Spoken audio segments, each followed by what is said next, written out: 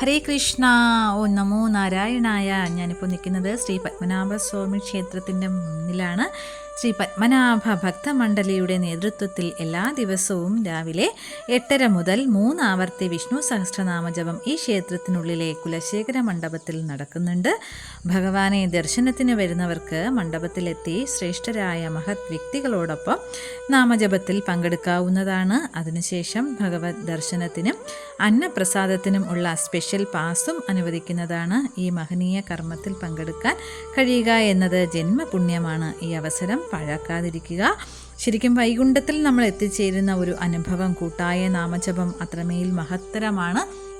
അപ്പോൾ ആ നാമജപത്തിലിരുന്നു കൊണ്ട് ആ ഭഗവത് നാമങ്ങൾ ഇങ്ങനെ ശ്രവിക്കുകയും കീർത്തിക്കുകയും ചെയ്യുന്നതിലൂടെ നമുക്കും ജന്മപുണ്യമാണ് ലഭിക്കുന്നത്. ഇത് ആരും അറിയാതെ പോകരുത്. ഇങ്ങനെ ഒരു സൽക്കർമ്മം ഈ ക്ഷേത്രത്തിനുള്ളിൽ നടക്കുകയാണ്. ക്ഷേത്രത്തിലെ വിഗ്രഹത്തിൻ്റെ ചൈതന്യം കൂട്ടുവാനായിട്ട് ഇങ്ങനെ ഒരു കർമ്മം ഇവിടെ നടക്കുന്നുണ്ട് എന്നുള്ളത് ആർക്കും അതിൽ പങ്കെടുക്കാവുന്നതാണ്. ദർശനത്തിനായി എത്തുന്നവർക്ക് ഈ ഒരു സഹസ്രനാമം ജപിച്ചതിന് ശേഷം ഭഗവാനെ ദർശിക്കുക എന്നുള്ളത് അത്രമേൽ പുണ്യമായൊരു കാര്യമാണ്. അപ്പോൾ എല്ലാ പേരും എത്തുന്നവർ കഴിവതും 8:30 മണിക്ക് എത്തുമ്പോൾ ഈ ഒരു സഹസ്രനാമ ജപയജ്ഞത്തിൽ പങ്കെടുക്കുവാൻ ശ്രദ്ധിക്കുക എന്നുള്ളതാണ്, അറിഞ്ഞിരിക്കുക എന്നുള്ളതാണ്. കാരണം നമ്മൾ വിചാരിക്കുന്ന പോലൊരു അനുഭവം അല്ല അത്. ശരിക്കും അനുഭവിച്ചറിയുമ്പോഴാണ് വീണ്ടും വീണ്ടും വരാനായിട്ട് നമുക്ക് തോന്നുന്നത് എന്നുള്ളതാണ്.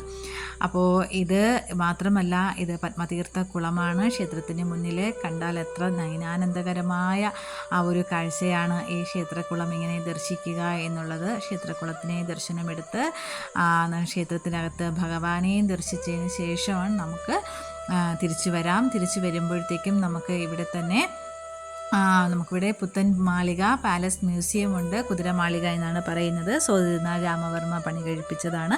22 ഏക്കർ സ്ഥലത്താണ് ഇത് സ്ഥിതി ചെയ്യുന്നത്.